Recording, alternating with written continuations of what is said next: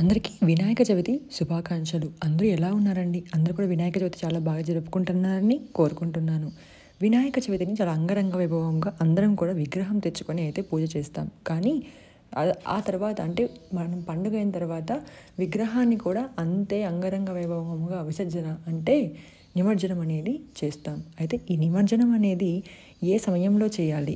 ముఖ్యంగా అదే రోజు అంటే పండుగ రోజు చేస్తూ ఉంటారు. అలాంటి వాళ్ళు ఏ సమయంలో చేయాలి? లేకపోతే మూడవ రోజు ఏ రకంగా చేయాలి?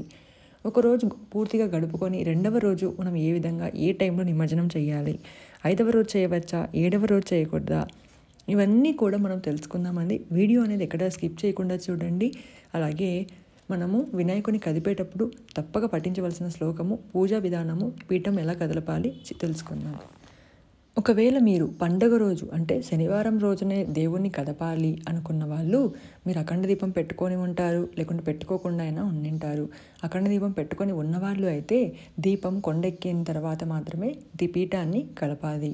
కదపడము అంటే స్వామిని కుడివైపుకి 3 సార్లు అలా అలా కదిపించి అక్కడే యథాస్థానంలో పెట్టాలి.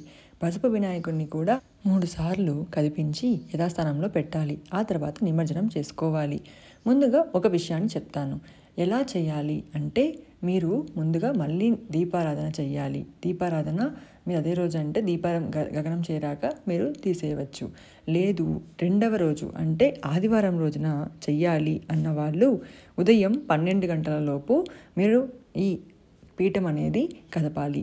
అయితే మళ్ళీ దీపారాధన చేయాలి, మళ్ళీ కర్పూర హారతిని ఇవ్వాలి, మళ్ళీ ధూపం దీపం నైవేద్యం అంటే కొబ్బరికాయన సమర్పించి మీరు పీఠాన్ని కదపాలి. ఏ రోజున పీఠం కదిపినా కూడా ఈ మంత్రాన్ని ఉద్యాపన మంత్రాన్ని పఠిస్తూ మీరు ఉద్యాపన అనేది చేయాలి. పక్కన శ్లోకం ఇస్తున్నాను, దాన్ని స్క్రీన్ షాట్ చేసి పెట్టుకోండి. యజ్ఞేన యజ్ఞమయజంత దేవస్థాని ధర్మాని ప్రథమాన్యాసన్ తేహనాకాం మహిమాస్ న సంచంతే యాత్ర పూర్వే సాధ్యన్యాం తిచేవా అని మనము ఈ శ్లోకాన్ని జపిస్తూ పక్కకి కదపాలి. ఆ తర్వాత నిమజ్జనం ఎలా చేయాలి అంటే ఇంట్లో ఇలా ఒక పెద్ద టబ్బు తీసుకొని అందులో పసుపు, కుంకుమ, అక్షింతలు, కొన్ని పువ్వులు అన్నీ కూడా వేసి మన దగ్గరున్న వినాయకుడిని అందులో మనము ఇలా పెట్టి కరిగేదాకా ఉండి ఆ నీటిని మొక్కలకి వేయవచ్చు. మన దగ్గర ఉన్న పత్రి ఇవంతా కూడా ఎండబెట్టి చెట్లకి అలాంటి వాటికి కూడా వాడుకోవచ్చు. లేదా ఎవరు తొక్కని చోట అయినా వేయవచ్చు, లేదా నదిలో అయినా చేయవచ్చు. లేదండి మేము మా ఇంటి దగ్గర పెద్ద విగ్రహం ఉంటుంది అక్కడ పెట్టవచ్చా మా విగ్రహాన్ని అంటే తప్పకుండా పెట్టవచ్చు. వాళ్ళు 9 రోజులు నవరాత్రులు 5 రోజులు అలా చక్కగా పూజలు చేస్తారు కదండి మన విగ్రహానికి, తప్పకుండా అయితే చేయవచ్చు. పసుపు వినాయకుడిని కొద్దిగా మనము తాళిబొట్టుకి అలాగే ఫేస్కి కొంచెం చేతులకి రాసుకొని మీరు ఈరోజు ముత్తైదువులని పిలుస్తారు కదండి, వాళ్ళకైనా మనము పసుపుని రాయవచ్చు. కాళ్ళకు రాయకుండా మిగతా వాటికి మనము చేతులకి తాంబూలంకి అలా ఇవ్వచ్చు అనమాట. మిగిలిందంతా కూడా మనం మట్టి విగ్రహము కరిగిస్తాం కదండి, దాంతోపాటుగా ఆ నీళ్ళలోనే వేసి మీరు వాటిని చెట్లకి మనము వేయవచ్చు. ఇలా చేస్తే చాలా మంచిదండి. ఇలా చేయడం వల్ల ఒక మొక్క పెరుగుతుంది కదా, మనకు కూడా పర్యావరణం అనేది చాలా బాగుంటుంది. అయితే చాలామంది కలర్ బొమ్మలు తెస్తారు, ప్లాస్టర్ ఆఫ్ ప్యారిస్ బొమ్మలు ఉంటాయి కదండి, అవి అయితే కరగవండి. ఒకవేళ మీరు వేసినా కూడా చెట్లకి మంచిది కాదు. కాబట్టి మట్టి బొమ్మని తెచ్చుకొని చేసుకుంటే చాలా మంచిది. ఒకవేళ మీరు ప్లాస్టర్ ఆఫ్ ప్యారిస్ బొమ్మను కలర్ బొమ్మను తెచ్చుకున్నారు బాగా నచ్చి అనుకోండి, అలాంటి వారు పెద్ద వినాయకుడు ఉంటాడు కదా అక్కడైనా పెట్టండి. లేదు అనుకుంటే మీరే ఏదైనా నది దగ్గరికి వెళ్ళి మీరే నిమజ్జనం అనేది చేసిరండి. ఇప్పుడు నిమజ్జన తేదీలు వాటి సమయాలు తెలుసుకుందాం.